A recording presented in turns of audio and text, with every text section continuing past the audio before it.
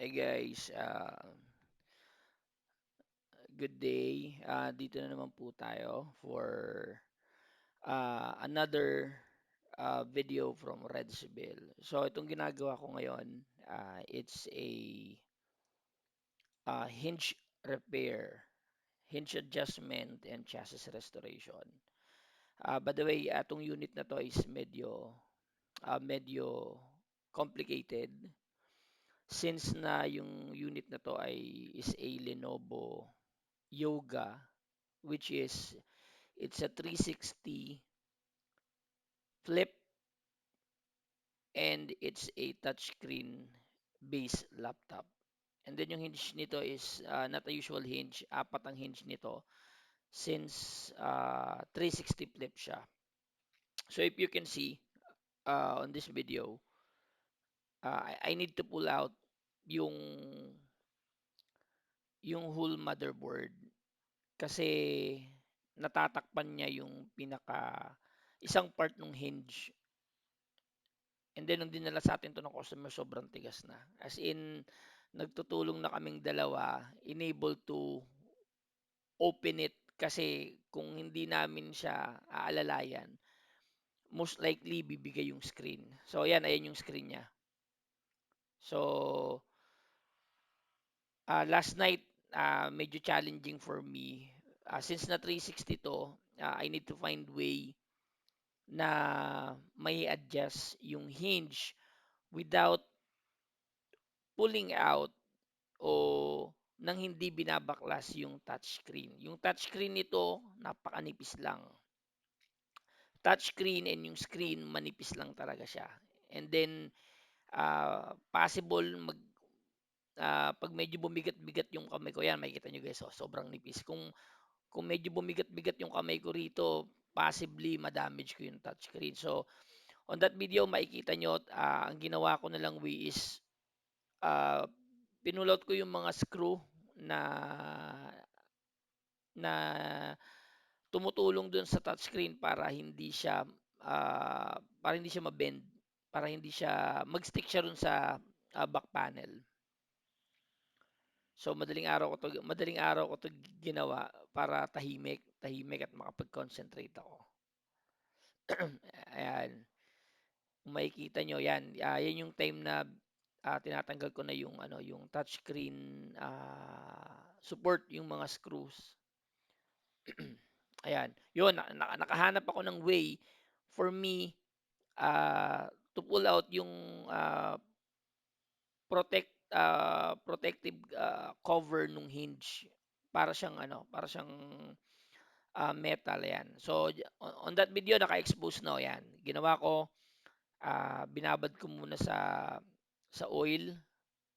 Ayan, nakita nyo, apat na hinge yan. Enabled for that laptop to flip 360. So yan, in-adjust ko na siya. Karoon na ako ng adjustment, dahan-dahan lang. Ayan. Okay. Kasi most of the time, may mga hinge repair na parang idinidikit lang yung bumukang chassis, which is uh, hindi siya ari. Why? Kasi kung hindi mo i-adjust yung bisagra or hinge, bubuka lang uli yung ano yung chassis. And then worst scenario is mabend yung screen. Once na mabend yung screen, mag-start na siya masira. Pwedeng magkaroon ng dot, magkaroon ng crack, or mag-blur yung mga side ng screen. Which is on this part, yung unit na to, this is a combination of screen and touch screen. So, kapag ito nasira, kulang-kulang 10K ito, yung mga ganitong unit. Both silang pinapalitan. So, kita nyo yan, may mga markings akong nilagay dun sa hinge para di ako magkamali.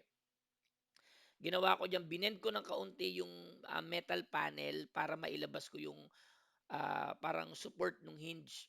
Ayan, binabalik ko na siya.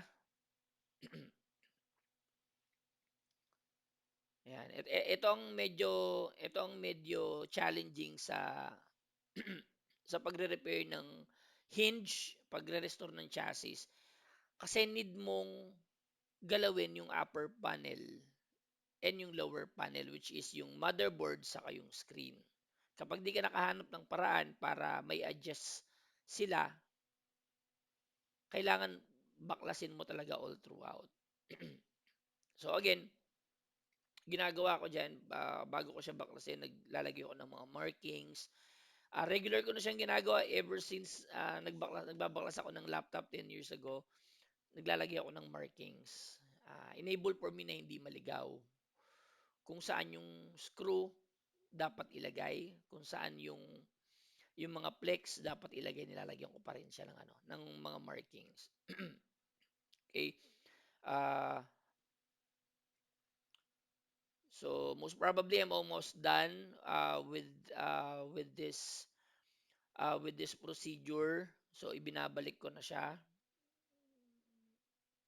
Ayan, ibinabalik. Again, as a reminder sa mga aspiring technician dyan, lagi nyong tatanggalin yung battery to make sure tanggalin nyo rin yung CMOS battery.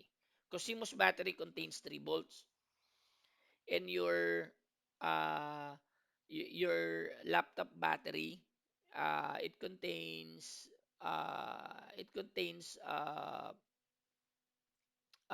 less than 19 volts kasi 19 yung nilalabas ng charger. So, to make sure na hindi nyo maperwisyo or masira yung laptop,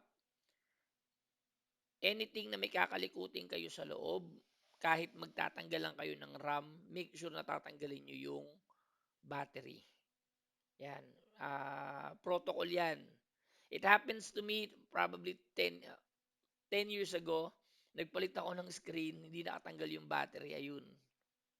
What happened is, nasira na yung bago kong biling screen and then yung motherboard na dead boot or namatay yung motherboard. During that time, I'm not yet fixing laptop motherboard. Desktop lang ako noon. Nag-take risk lang ako na magpalit ng screen. Yon. So, I learned from my experience. So, yan. Yan. So, on this part, ang ginawa ko is, nung tinanggal ko kasi yung CMOS battery, then binalik ko, ito pa isa, pag nagtanggal kayo ng CMOS battery, ano yan yung CMOS na to is may sarili siyang socket. So, nung kinabit ko siya, chinek ko kung connected yung uh, red and black wire, which is, alam natin dun is negative and positive. Okay? I don't know why it came to my mind na, kasi nung pagka, natanggal kasi yung pinaka, yung pinaka, parang, uh, metal connector dun sa mismong socket. So, ginawa ko, binalik ko. Then, it came to my mind na check ko kung para sure kung magkadikit yung red and black wire. And then, to found out na magkadikit sila. So, good thing naisip ko na, kasi possible, we don't know, kahit CMOS battery pa yan, inon mo yung laptop. Kasi before, we use that procedure sinusort namin yung CMOS to reset the password for some old laptops or desktop. But here, ginawa ko, nung chinek ko siya, negative positive, may continuity, using my tester. So ginawa ko, ni-repair ko siya. Kaya yung video kanina, nire-repair ko yung wire and socket nung CMOS battery. Pinalitan ko siya. And then, ito sa part na to, ayan, nire-repair ko na yung chassis. Nandun na ako sa chassis restoration. Yung mga copper ring na pinaglalagyan ng mga screws, tanggal yan. Possibly 3 to 4 copper ring yung tanggal. And then wala na rin siyang kabitan. Kung meron man kalahati. So ang ginagawa ko diyan, kung makikita nyo, inilulubog ko ng kaunti sa natira niya pang kabitan or inilulubog ko sa chassis. Kasi most of the laptop chassis, plastic naman yan eh. So gamit ka lang ng soldering, ilubog mo ng kaunti yung copper ring and then suportahan mo ng adhesive. May tiban. Yan, goods na yan. Quality na yan. Pero, hindi mo siya ikakabit agad. Medyo mabilis yung video pero medyo kinat ko yung video kasi I put the laptop on a yan, nilagyan ko siya ng medyo ininit ko siya ng blower ng heat gun. Low temp lang 100 to 120 para lang matuyo yung adhesive. Pero hindi ko siya tinuyo diyan lahat. As is, iniwanan ko siya ng 2 hours. Hindi niyo na makikita sa video yan, cut na yung video eh. And then nagbigay na rin ako ng mga naglagay na rin ako ng mga support doon sa both metals in between sa hinge saka doon sa motherboard. Then pinatuyo ko lang siya. Yan. By the way, Sir Gilbert, salamat sa pagtangkilik mo sa Redsville Laptop Solution. Kanina kinuha niya na yung laptop, tuwang-tuwa siya nung binigay niya sa akin kahapon 'yon, halos hindi na namin matupi.